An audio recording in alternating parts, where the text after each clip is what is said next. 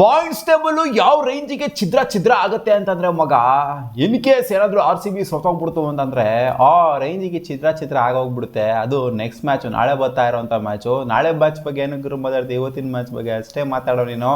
ನಿಲ್ಸ್ ಅಂತ ಹೇಳ್ಬೋದು ನೀವು. ಬಟ್ ಆದ್ರೂ ಕೂಡ ಏನಾಗಿದೆ ಗುರು ಪಾಯಿಂಟ್ಸ್ ಟೇಬಲ್ ಅಲ್ಲಿ ಸಂಚಲನ ಮೂಡಿಸ್ಬಿಟ್ಟಿದ್ದಾರೆ. ಹಂಗೆ KKR ಅವರು ಕೆಳಗಡೆ ರೋಲ ಗೆಲ್ತಾ ಇದ್ದಾರೆ, ಮೇಲ್ಗಡೆ ರೋಲ ಸೋಲ್ತಾ ಇದ್ದಾರೆ. ಸೀನ್ಸ್ ಆ ಥರ ಆಗ್ತಿದೆ. ಮೇಲ್ಗಡೆ ರೋ ತನಕ ಕಿತಾಪತಿ ಇದೆ. ಅಂದರೆ ನಾವು ಕ್ವಾಲಿಫೈ ಆಗಬೇಕು.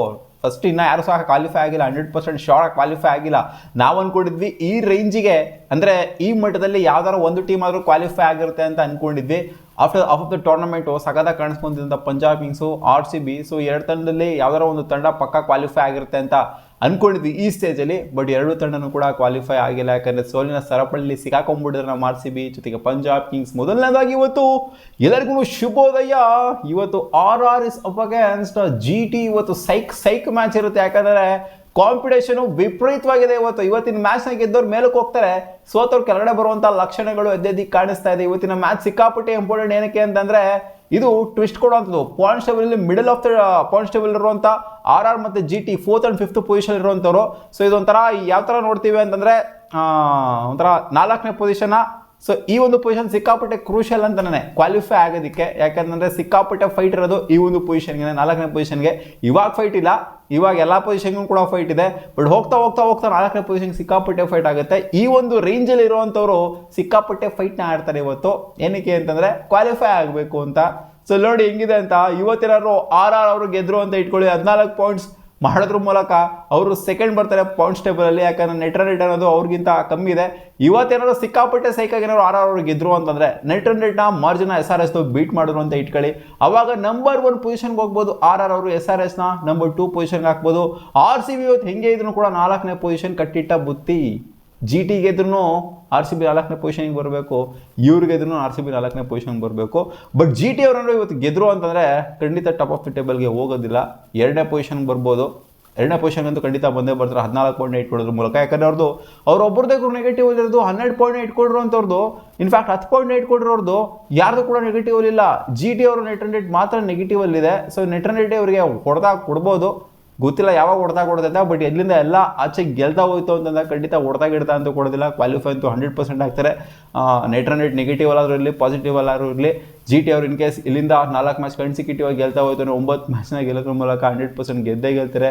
3 ಕನ್ಸಿಕ್ಯೂಟಿವ್ ಮ್ಯಾಚ್ನ ಬೇರೆ ಗೆದ್ದಿದ್ದಾರೆ. RR ಅವರು ಕೂಡ ಸೋಲಿನ ಸರಪಳಿ ಸಿಗಾಕೊಂಡಿದ್ರು. ಲಾಸ್ಟ್ 5 ಮ್ಯಾಚಲ್ಲಿ 3 ಮ್ಯಾಚ್ನ ಸೋತಿದ್ದಾರೆ RR ಅವರು. ಫಸ್ಟ್ ಫೇಸ್ ಸಖತ್ತಾಗಿತ್ತು. ಇಲ್ಲಿ ಸೆಕೆಂಡ್ ಫೇಸ್ RRಗೂ ಚೆನ್ನಾಗಿ ಆಗ್ತಿಲ್ಲ. ಯಾರ್ಯಾರಿಗೆ ಸೆಕೆಂಡ್ ಫೇಸ್ ಚೆನ್ನಾಗಿ ಆಗ್ತಿಲ್ಲ ಅಂದರೆ ಪಂಜಾಬ್ ಕಿಂಗ್ಸಿಗೆ ಚೆನ್ನಾಗಿ ಆಗ್ತಿಲ್ಲ, RCBಗೆ ಚೆನ್ನಾಗಿ ಆಗ್ತಿಲ್ಲ, RR ಅವ್ರಿಗೂ ಕೂಡ ಚೆನ್ನಾಗಿ ಆಗ್ತಿಲ್ಲ. ಯಾಕಂದರೆ 3 ಟೀಮ್ಗಳು ಕೂಡ ಲಾಸ್ಟ್ 5 ಮ್ಯಾಚಲ್ಲಿ 3 ಮ್ಯಾಚ್ನ ಸೋತಿರೋದ್ರಿಂದ ಚೆನ್ನಾಗಿ ಆಗ್ತಾ ಇಲ್ಲ ಅಂತಲೇ ಸೆಕೆಂಡ್ ಫೇಸು ಒಂದು ಅರ್ಥ. SRHಗೆ ಸಖತ್ತಾಗಿ ಆಗ್ತಿದೆ ಸೆಕೆಂಡ್ ಫೇಸು, GTಗೆ ಸಖತ್ತಾಗಿ ಆಗ್ತಿದೆ ಸೆಕೆಂಡ್ ಫೇಸು, CSK ಕೂಡ ಸಖತ್ತಾಗೇನೆ ಒಂದು ರೇಂಜಿಗೆ ಸಖತ್ತಾಗೇನೆ ಆಗ್ತಿದೆ. ಯಾಕಂದರೆ 3 ಮ್ಯಾಚ್ನ ಗೆದ್ದಿದ್ದಾರೆ.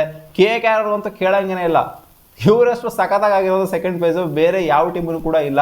ಸೊ ಲಾಸ್ಟ್ 5 ಮ್ಯಾಚಲ್ಲಿ 4 ಕನ್ಸಿಕ್ಯೂಟಿವ್ ಮ್ಯಾಚ್ನ ಗೆದ್ದಿರುವಂಥದ್ದು KKR.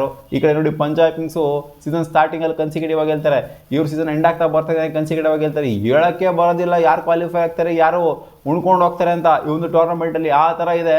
ಯಾಕಂದರೆ ಕಾಂಪಿಟೇಷನ್ ವಿಪರೀತವಾಗಿದೆ. ಒಂದು ರೇಂಜಿಗೆ SRH ಅವ್ರು ಕ್ವಾಲಿಫೈ ಆಗ್ತಾರೆ ಅಂತ ಹೇಳ್ಬೋದು. ಯಾಕಂದರೆ 7 ಮ್ಯಾಚ್ನ ಗೆದ್ದಿರೋದ್ರಿಂದ.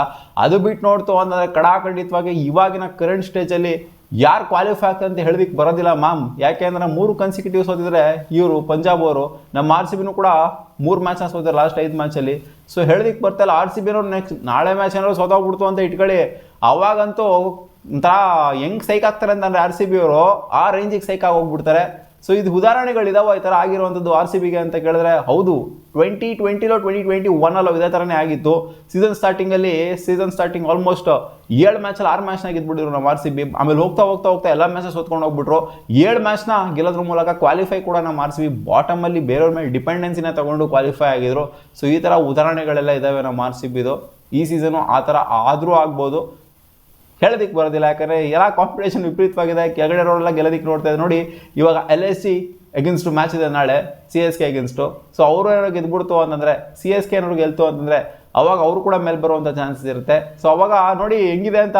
ನಾಳೆ ಏನಾದ್ರು RCB ಸೋತು CSK ಏನಾದ್ರು ಗೆದ್ರು ಅಂತಂದರೆ ನಾವು ಒಂದು ರೇಂಜಿಗೆ ಹೋಗ್ಬಿಟ್ಟು ಅಲ್ಲಿ CSK ಹತ್ರ ಕಾಂಪಿಟೇಷನ್ ಕುತ್ಕೊಂಡ್ಬಿಡ್ತೀವಿ 5 ಮ್ಯಾಚ್ನ ಸೋಲೋದ್ರ ಮೂಲಕ. ಆ ಥರ ಆಗೋಗ್ಬಿಡುತ್ತೆ ಅಲ್ಲಿ.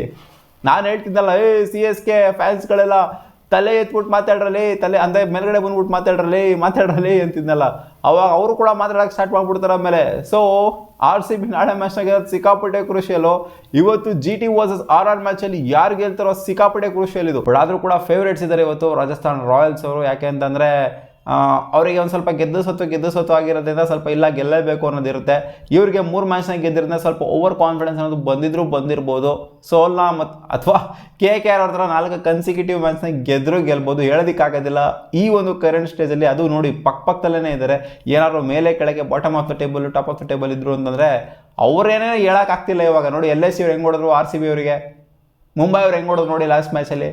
ಸೊ ಹೇಳೋದಕ್ಕೆ ಬರ್ತಾ ಇಲ್ಲ. ಐ ಪಿ ಎಲ್ ಅಂತ ಇದಕ್ಕೆ ಹೇಳ್ತಿರೋದು. IPL ಅಲ್ಲಿ ಇದೇ ಥರನೇ ಆಗೋದು. ಮೇಲ್ಗಡೆ ಕೆಳಗಡೆ ಹೊಡಿತಾರೆ, ಕೆಳಗಡೆ ಮೇಲ್ಗಡೆ ಹೊಡಿತಾರೆ. ಫೇವ್ರೇಟ್ಸ್ ಅನ್ನೋದೇ ಇಲ್ಲ IPL ಅಲ್ಲಿ. ಯಾವ ಟೈಮಲ್ಲಿ ಯಾವ ತಂಡ ಯಾರಿಗೆ ಬೇಕಾದರೂ ಹೊಡಿಬೋದು. ಸೊ ಇವತ್ತು ಸವಾಯ್ ಮಾನ್ಸಿಂಗಲ್ಲಿ ಆಡ್ತಿರೋದ್ರಿಂದ ಇವತ್ತು ಹೈ ಸ್ಕೋರಿಂಗ್ ಗೇಮ್ನ ನಾನು ಎಕ್ಸ್ಪೆಕ್ಟ್ ಮಾಡ್ತಾ ಇದ್ದೀನಿ. ಇಲ್ಲಿ ಚೇಸಿಂಗ್ ಟೀಮ್ಗೆ ಅಡ್ವಾಂಟೇಜು ಜಾಸ್ತಿ ಇರುತ್ತೆ. ಮೆಜಾರಿಟಿ ಆಫ್ ದ ಮ್ಯಾಚಸ್ ಇಲ್ಲಿ ಗೆದ್ದಿರೋದು ಚೇಸಿಂಗ್ ಟೀಮೇನೆ. ಅದರಿಂದ ಟಾಸ್ ಗೆದ್ದವ್ರು ಖಂಡಿತ ಬೌಲಿಂಗ್ ಆಯ್ಕೆ ಮಾಡ್ಕೊತಾರೆ. ಬ್ಯಾಟಿಂಗ್ ಗೀಟಿಂಗ್ ಎಲ್ಲ ಕನ್ಸಲ್ಲೂ ಕೂಡ ಇಲ್ಲಿ ಸೀನೇ ಇಲ್ಲ ಅಂತ ಅನ್ಕೊಂಬಿಡಿ. ಸೊ ಇಲ್ಲಿ ಆಗಿರುವಂಥ ಹೆಡ್ ಟು ಹೆಡ್ ಮ್ಯಾಚ್ ಅಂತ ಬಂದಾಗ GT ಅವರು ಡಾಮಿನೇಟ್ ಮಾಡಿದರೆ ಹಿಸ್ಟ್ರಿ ತೆಗೆದು ನೋಡ್ತು ಅಂದರೆ 6-4 ಇದೆ. GT ಅವರು ಅಂದರೆ ಏನು ಅಂತ ಮಾಡಿದ್ರು ಡಾಮಿನೇಷನ್ ಅಲ್ಲ, 6-4 ಅಂತಂದರೆ ಒಂದು ಕ್ಲೋಸ್ ಮಾರ್ಜಿನೇ. ಸೊ 6 ಮ್ಯಾಚ್ GT ಗೆದ್ದರೆ 4 ಮ್ಯಾಚ್ನ ರಾಜಸ್ಥಾನ್ ರಾಯಲ್ಸ್ ಅವ್ರು ಗೆದ್ದಿದ್ದಾರೆ. ಬಟ್ ಈ ಸೀಸನ್ ರಾಜಸ್ಥಾನ್ ರಾಯಲ್ಸ್ ಅವ್ರು ಗೆದ್ದಿದ್ದಾರೆ. ಜೈಪುರ್ ಅಂತ ಬಂದಾಗ 2-1 ಇಟ್ಕೊಂಡಿದ್ದಾರೆ. 2 ಮ್ಯಾಚ್ GT ಗೆದ್ದಿದ್ದಾರೆ, 1 ಮ್ಯಾಚ್ನ ಮಾತ್ರ ರಾಜಸ್ಥಾನದವರು ಗೆದ್ದಿದ್ದಾರೆ. ಸೊ ಹಿಸ್ಟ್ರಿ ತೆಗೆದು ನೋಡ್ತು ಅಂದರೆ ಜೈಪುರಲ್ಲಿ ಇವರೇ ಡಾಮಿನೇಟ್ ಮಾಡಿದರೆ, ಅಂದರೆ 1 ಮ್ಯಾಚ್ನ ಜಾಸ್ತಿ ಇವರೇ ಗೆದ್ದಿದ್ದಾರೆ GT ಅವರು. ಸೊ ಆದ್ದರಿಂದ ಸೈಕಲಾಜಿಕಲ್ ಅಡ್ವಾಂಟೇಜ್ GT ಕಡೆ ಇದ್ರೂ ಕೂಡ ಈ ಸೀಸನ್ ಗೆದ್ದಿರೋದ್ರಿಂದ, ಅಹಮದಾಬಾದಲ್ಲಿ ಗೆದ್ಕೊಂಡು ಬಂದಿರೋದ್ರಿಂದ, ಅದು ಕ್ಲೋಸ್ ಮಾರ್ಜಿನ್ ವಿಕ್ಟರಿ ಆಗಿರೋದ್ರಿಂದ ಕಾನ್ಫಿಡೆಂಟ್ ಆಗಿರುತ್ತೆ ರಾಜಸ್ಥಾನ್ ರಾಯಲ್ಸ್ ಅವರು ಹೊಡೆಯೋಣ ಅಂತ. ರಾಜಸ್ಥಾನ್ ರಾಯಲ್ಸ್ ಅವರ ಓಪನರ್ಸ್ ಮೇಲೆ ಡಿಪೆಂಡೆಂಟ್ ಆಗಿರುತ್ತೆ, ಜೊತೆಗೆ ಡೊನೋವಾನ್ ಫೆರಾರಾ ಮೇಲೆ ಡಿಪೆಂಡೆಂಟ್ ಆಗಿರುತ್ತೆ. ಯಾಕಂದರೆ ಕೈ ಹಿಡಿದಿರೋದೇ ಅವರು ರಾಜಸ್ಥಾನ್ ರಾಯಲ್ಸ್ನ ಗಮನಿಸಿದ್ರ ಅಂತಂದರೆ ಜಾಸ್ವಾಲ್, ವೈಭವ್ ಸೂರ್ಯವಂಶಿ, ಫೆರಾರಾ. ಸೊ ಈ 3 ಜನ ಏನಾರು ಅಬ್ಬರಿಸ್ತು ಅಂದರೆ ಖಂಡಿತ ಓಪನರ್ಸ್ ಅಬ್ಬರಿಸಲೇಬೇಕು. ಓಪನರ್ಸ್ನ ವಿಕೆಟ್ ಬೇಗ ಎತ್ತಿತ್ತು ಅಂತಂದರೆ ಖಂಡಿತ RR ಅಂಥ ಮಟ್ಟದ ಒಂದು ಟಾರ್ಗೆಟ್ನ ಇನ್ ಕೇಸ್ ಏನಾರು ಫಸ್ಟ್ ಬ್ಯಾಟಿಂಗ್ ಆಡ್ತಿದ್ದಾರೆ ಅಂತಂದರೆ ಕೊಡೋದಕ್ಕೆ ಆಗೋದಿಲ್ಲ. ಅಥವಾ ಚೇಸ್ ಮಾಡ್ತಾ ಇದ್ದಾರೆ ಅಂತಂದರೆ ಅವರಿಬ್ಬರು ಅಬ್ಬರಿಸಿಲ್ಲ ಅಂತಂದರೆ ಖಂಡಿತ ದೊಡ್ಡ ಟಾರ್ಗೆಟ್ ಏನಾದ್ರು ಇತ್ತು ಅಂದರೆ ಚೇಸ್ ಮಾಡೋದಕ್ಕೆ ಆಗೋದಿಲ್ಲ. ಸೊ ಹೋಪ್ಫುಲಿ ಇವತ್ತು RR ಅವರು ಅಬ್ಬರಿಸಿ ಬೊಬ್ಬೆ ಇರ್ತಾರೆ ಅಂತ ಅನ್ಕೊಂಡಿದ್ದೀನಿ. RR ಅವ್ರು ಗೆದ್ಬಿಟ್ಟು ಇವತ್ತು ಟಾಪ್ ಆಫ್ ದ ಟೇಬಲ್ಗೆ ಹೋಗ್ತಾರೆ, ಮೊದಲನೇ ಪೊಸಿಷನ್ಗೆ ಹೋಗ್ತಾರೆ ಅಂತ ಅನ್ಕೊಂಡಿದ್ದೀನಿ. ಒಂದು ಹ್ಯೂಜ್ ಮಾರ್ಜಿನ್ ಆಫ್ ವಿಕ್ಟರಿ ಏನಾದ್ರು ಸಿಕ್ತು ಅಂದರೆ ಖಂಡಿತ ಹೋಗ್ತಾರೆ, ಇಲ್ಲ ಅಂದರೆ 2ನೇ ಪೊಸಿಷನ್ಗಂತೂ ಅಬ್ವಿಯಸ್ಲಿ ಹೋಗ್ತಾರೆ. GT ಗೆಲ್ತು ಅಂದ್ರೂ ಕೂಡ 2ನೇ ಪೊಸಿಷನ್ಗೆ ಅಬ್ವಿಯಸ್ಲಿ ಹೋಗ್ತಾರೆ.